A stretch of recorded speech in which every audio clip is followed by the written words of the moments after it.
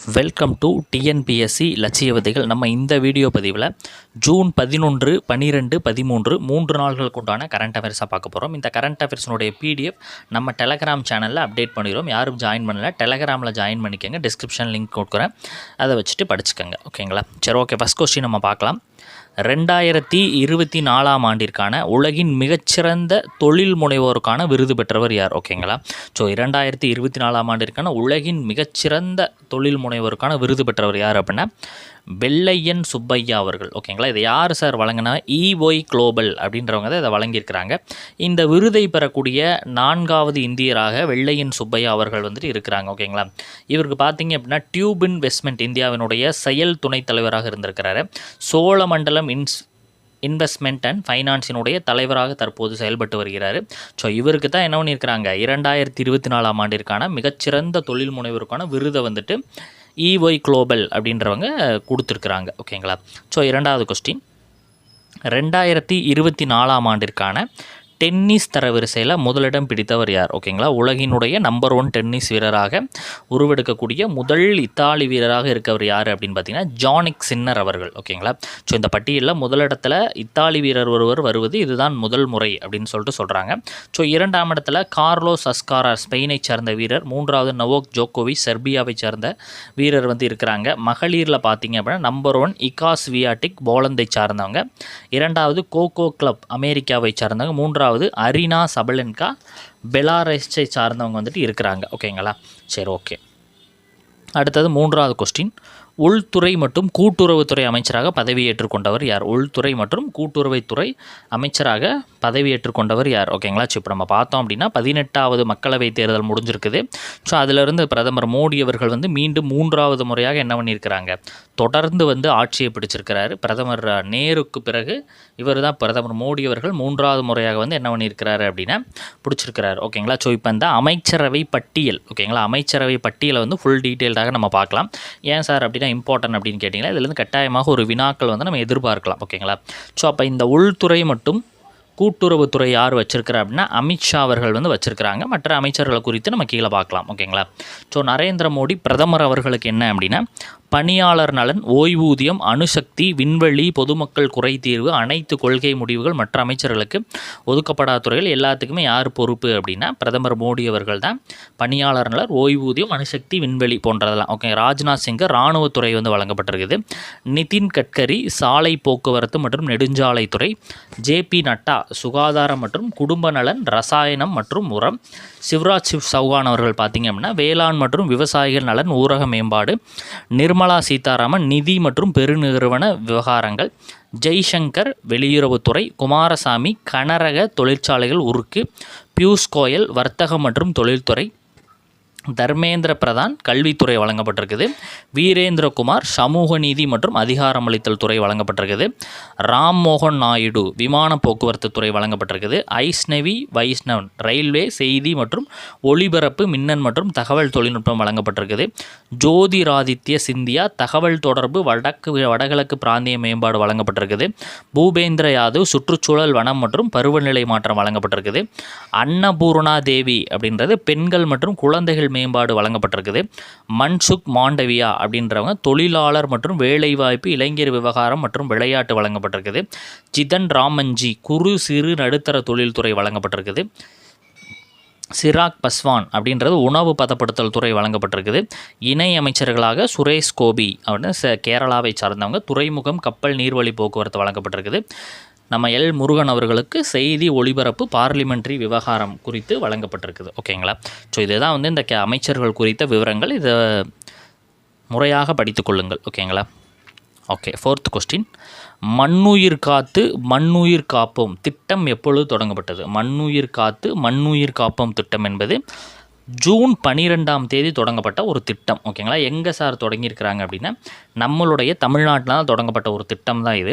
இது எதற்காக, என்ன திட்டம் அப்படின்னு கேட்டிங்கன்னா மண் வளத்தை பேணி காப்பதற்காகவும், மக்கள் நலம் காக்கும் வேளாண்மையை ஊக்குவிப்பதற்காகவும், குறைந்த வாடைகளில் இந்த கருவிகள், பசுந்தாள் உரை விதை விநியோகத்திற்காகவும் 2 லட்சம் விவசாயிகளுக்கு வந்து இது வழங்க போகிறாங்க. ஓகேங்களா? ஸோ இது வந்து தற்போது தொடங்கப்பட்டுள்ளது 206 கோடி ரூபாய் செலவில். ஓகேங்களா? ஸோ மண் வளத்தை காத்து இருக்கிறதுக்காக ஒரு திட்டம் மண்ணுயிர் காத்து மண்ணுயிர் காப்போம் திட்டம் ஜூன் 12ஆம் தேதி தற்பொழுது என்ன பண்ணப்பட்டிருக்குதுன்னா தொடங்கப்பட்டுள்ளது அப்படின்ற விஷயத்தை நம்ம தெரிந்து கொள்ள வேண்டும். ஓகேங்களா. அடுத்தது 5வது கொஸ்டின். புதிய தலைமை தளபதியாக நியமிக்கப்பட்டுள்ளவர் யார்? புதிய தலைமை தளபதியாக நியமிக்கப்பட்டுள்ளவர் யார் அப்படின்னா உபேந்திர துவிவேதி. ஓகேங்களா. உபேந்திர துவிவேதி. ஏன் அப்படின்னா மனோஜ் பாண்டே அவர்கள் வந்து என்ன பண்ணப்பட்டாங்க அப்படின்னா ஓய்வு அடைஞ்சிட்டாங்க. மனோஜ் பாண்டே அவர்களுக்கு 1 மாத காலம் எக்ஸ்டெண்ட் பண்ணியிருந்தாங்க. ஸோ இப்போ அந்த எக்ஸ்டெண்ட் பண்ணதும் டேட் முடிஞ்சது அப்படின்ற காரணத்தினால இந்த புதிய தலைமை தளபதியாக தற்பொழுது உபேந்திர துவிவேதி அவர்கள் வந்து நியமிக்கப்பட்டிருக்கிறாங்க. இவர் வந்து பரம் விசிட் சேவை பதக்கம் அப்படின்றத வாங்கியிருக்கிறாரு. அதி விசிட் சேவை பதக்கத்தை வாங்கியிருக்கிறாரு. கிட்டத்தட்ட 40 வருடங்கள் அனுபவம் வந்து வாய்ந்தவர். ஓகேங்களா. ஸோ இது மட்டும் இல்லாமல் விமானப்படையினுடைய தளபதியாக யார் இருக்கிறா அப்படின்னா விஆர் சௌத்ரி அவர்கள் தற்போது இருக்கிறாங்க. முப்படை தலைமை தளபதியாக அனில் சௌஹான் அவர்கள் வந்து இருக்கிறாங்க அப்படின்ற விஷயத்தை நம்ம தெரிஞ்சுக்கணும். ஓகேங்களா. 6வது கொஸ்டின்.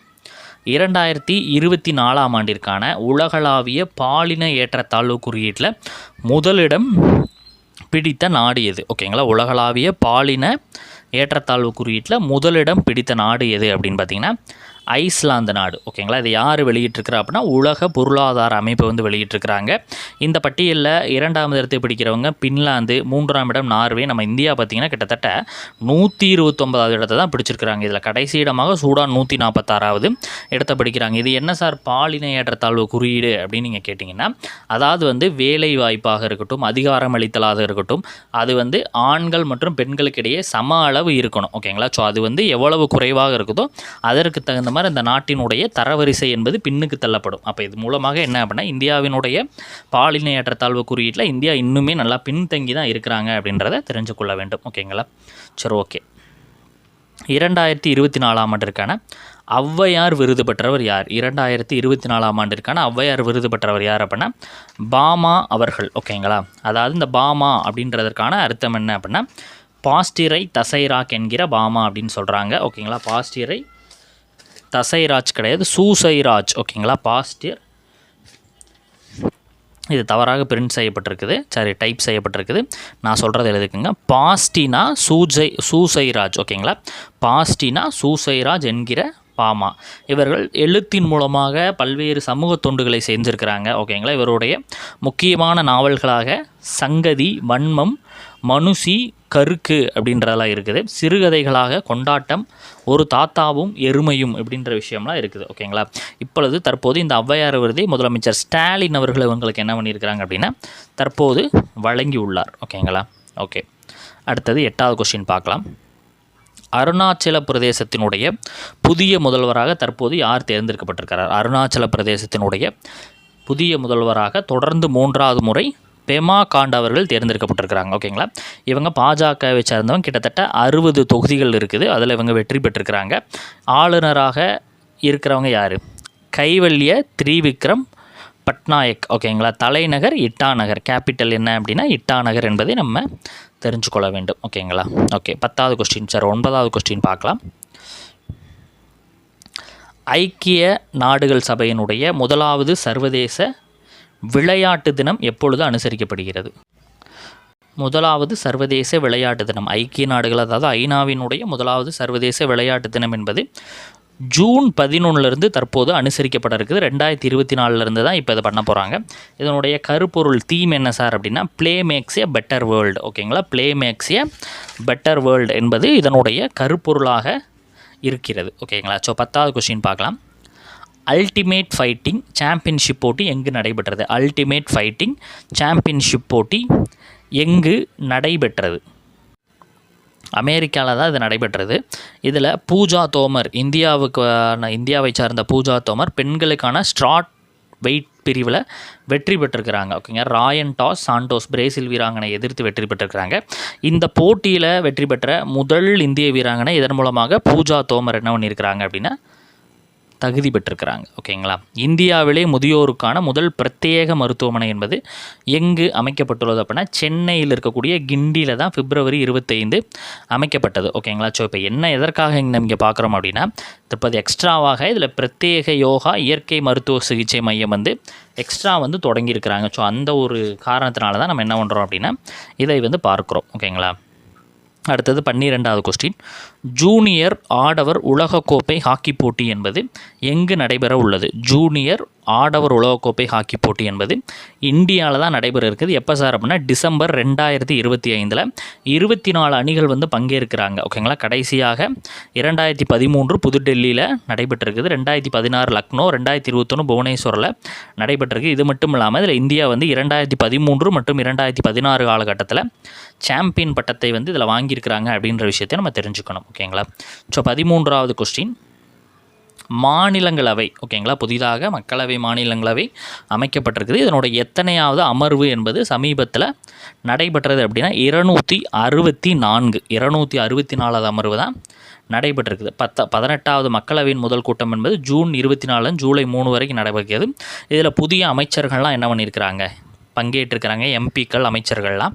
இரு அவைகளினுடைய கூட்டத்தில் குடியரசுத் தலைவர் என்ன பண்ணுவார், ஸ்டார்டிங்கில் எப்பயுமே உரையாற்றுவார் அப்படின்ற விஷயத்தை நம்ம தெரிஞ்சுக்கணும். ஓகேங்களா. சரி, ஓகே. ஆந்திர மாநிலத்தினுடைய முதல்வராக சந்திரபாபு நாயுடு எத்தனையாவது முறையாக தற்போது பதவியேற்றிருக்கிறார் அப்படின்னா 4வது முறை. இவர் தெலுங்கு தேசம் கட்சியினுடைய தலைவராக இருக்கிறவர். இவர் வெற்றி பெற்று 175 இடங்களில் 135 இடங்களை வெற்றி பெற்று தற்பொழுது வெற்றி வகை சூடி முதலமைச்சராக 4வது முறையாக இருக்கிறார். இந்த மாநிலத்தினுடைய ஆளுநர் அப்துல் நசீர். புதிய தலைநகரை வந்து அமராவதி மீண்டும் அமைக்கப்படும் அப்படின்ற மாதிரி அவர் சொல்லியிருக்கிறார். ஓகேங்களா. ஓகே, எக்ஸ்ட்ரா டீட்டெயில்ஸ் பார்க்கலாம். சோஃபியா ஃபிர்தோஸ் யார் அப்படின்னா ஒடிசியாவினுடைய முதல் முஸ்லீம் பெண் எம்எல்ஏவாக இந்த சோஃபியா ஃபிர்தோஸ் அவர்கள் 32 வயதாகுது. அவங்க வந்து தேர்ந்தெடுக்கப்பட்டிருக்கிறாங்க. இது ஒரு முக்கியமான விஷயம். காங்கிரஸ் கட்சியை சார்ந்தவங்க. ஓகே. கனடா கிராண்ட் ஃப்ரீ போட்டி சாம்பியன் யார்? மேக்ஸ் வெஸ்டாபன் தான் வெற்றிருக்கிறாரு. நெதர்லாந்தை சார்ந்தவர். இவர் ரெட்புல் டிரைவராக இருக்கிறவர். ஒரு ஆண்டிற்கு 22 சுற்றுகள் to 24 சுற்றுகள் நடைபெறும். ஒவ்வொரு சுற்றுகளுக்கும் மதிப்பெண்கள் வழங்கப்படும். அந்த புள்ளிகளின் அடிப்படையில் கடைசியாக ஒரு வெற்றியாளர் தேர்ந்தெடுக்கப்படுவாங்க. ஓகேங்களா. இதில் 2வது லாண்டோ நோரிஸ் பிரிட்டனை சார்ந்தவர். 3வது ஜார்ஜ் ரசன் மெர்சிடஸை சார்ந்தவர். சர்வதேச தடகள போட்டி அமெரிக்கா. குல்வீர் சிங் ஆடவருக்கான 5000 மீட்டர் ஓட்டத்தில் 2ஆம் இடத்தை வாங்கியிருக்கிறாரு. இவர் இலக்கை வந்து 13.18.92 வினாடிகள் அடைந்திருக்கிறாரு. பிரதமர் வீட்டு வசதி திட்டம் 2018-15. ஓகேங்களா. இதில் அதிகபட்சமாக 2.75 லட்சம் நிதியுதவி வழங்கப்படுகிறது. 10 வருடங்களில் 4.21 கோடி வீடுகள் கட்டப்பட்டுள்ளதாக ஒரு தகவல் வந்து கொடுக்குறாங்க. 3 கோடி வீடுகளுக்கு நிதியுதவி ஒப்புதல் தற்போது வழங்கியிருக்கிறாங்கன்னு அந்த தகவலுக்காக நம்ம இங்கே பார்க்குறோம். ஓகேங்களா. அடுத்தது பிரதமரினுடைய விவசாயிகள் நிதியுதவி திட்டம் 2019 February. ஓகேங்களா. ஸோ எந்த தேதி என்பது நீங்கள் தெரிஞ்சால் கமெண்ட் பண்ணுங்கள். விவசாயிகளுக்கு இப்போ என்ன அப்படின்னா 20,000 கோடி வந்துட்டு இந்த இதில் இருந்து நிதி விடுவிப்பு செய்யப்பட்டிருக்கு. அதாவது 3 தவணைகளாக ஆண்டுக்கு 2000 ரூபா 6,000 ரூபா வழங்குவாங்க இந்த திட்டத்தின் கீழே. ஓகேங்களா. ஸோ தற்போது 20,000 கோடி நிதி விடுவிப்பு 17வது தவணையாக. ஓகே. மத்திய அரசால் வசூலிக்கப்படக்கூடிய வரிகளில் 4% தொகையை ஒரு நிதியாண்டில் மாநிலங்களுக்கு மத்திய அரசு பகிர்ந்தளிக்கிறது அப்படின்ற விஷயத்தை வந்து ஜஸ்ட் வந்து சொல்லியிருக்கிறாங்க. ஓகேங்களா. ஓகே. தமிழ்நாட்டில் பட்டியலினத்தவர் பழங்குடியினர் புத்தொழில் நிதி திட்டம். பட்டியலினத்தினர் பழங்குடியினர் புத்தினர் 2022-23 தொழில் முனைவோர் ஆகுவதற்காக ஊக்குவிக்க 80 கோடி சிறப்பு நிதி ஒதுக்கீடு செய்யப்பட்டுள்ளது. புதிதாக 6384 புத்தொழில் நிறுவனங்கள் இருக்கிறதாக சொல்கிறாங்க. உச்சநீதிமன்றத்தினுடைய அதிகபட்ச தலைமை நீதிபதி 34 இருக்கலாம். தற்போது 32 இருக்கிறாங்க. சமீபத்தில் இஸ்ரேல் நாட்டினுடைய துணை அதிபர் ஷாவ்லோ சிலிமா விமான விபத்தில் உயிரிழந்திருக்கிறாங்க. ஜஸ்ட் அதை மட்டும் தெரிஞ்சுக்கங்க. ஓகேங்களா. சர்வதேச தொழிலாளர் அமைப்பு 1919 தொடங்கப்பட்டுள்ளது. இதனுடைய ஹெட் குவார்ட்டர்ஸ் ஜெனீவா, சுவிட்சர்லாந்து. உறுப்பு நாடுகள் 187. உக்ரைன் அமைதி நாடு சுவிட்சர்லாந்து. ஓகேங்களா. அடுத்தது இந்திய கால்பந்து அணியினுடைய புதிய கேப்டனாக குர்பீத் சிங் சிந்து தேர்ந்தெடுக்கப்பட்டிருக்கிறாரு. சுனில் சேத்ரி என்னது ஓய்வு அறிவிச்சனால இது வந்து புதுசாக தேர்ந்தெடுக்கப்பட்டிருக்கிறார். சில தினங்களை பார்க்கலாம். சர்வதேச விளையாட்டு தினம் என்பது ஜூன் 11 கொண்டாடப்படுகிறது. தீம் என்ன அப்படின்னா விளையாட்டு ஒரு சிறந்த உலகத்தை உருவாக்குகிறது அப்படின்றது. ஓகேங்களா. சர்வதேச லின்க்ஸ் தினம் அப்படின்றது ஜூன் 11 தான் கொண்டாடப்படுகிறது. குழந்தை தொழிலாளர் எதிர்ப்பு தினம் ஜூன் 12 முக்கியமான ஒரு தினம் கேட்டிருக்காங்க. தீம் என்ன? Let's act on our commitments end child labours அப்படின்றது. ஓகேங்களா. குழந்தைகளுக்கு எதிராக இருக்கக்கூடிய இந்த குழந்தை தொழிலாளர் ஒழிப்பு அப்படின்றது ஒரு முக்கியமாக இந்த தினத்தில் விழிப்புணர்வை ஏற்படுத்தும் விதமாக அனுசரிக்கப்படுகிறது. சர்வதேச அல்பினிசம் விழிப்புணர்வு தினம் ஜூன் 13 அனுசரிக்கப்படுகிறது. 10 years of AAIAAD a decade of collective progress அப்படின்றது தீமாக செய்யப்படுகிறது. இதோட இந்த 3 நாள்களுக்கான கரண்ட் அஃபேர்ஸ் வந்து முடிகிறது. அடுத்தடுத்த கரண்ட் அஃபேர்ஸ் சந்திக்கலாம். இன்னும் ஒரு நாள் இல்லை 2 நாளுக்குள்ளே இந்த ஜூன் மாதத்தையே நான் முடிச்சு விட்டுறேன். ஓகேங்களா. ஸோ நீங்கள் ஃபீல் பண்ண தேவையில்லை. அடுத்தடுத்த வகுப்புகளில் சந்திக்கலாம். தேங்க்யூ.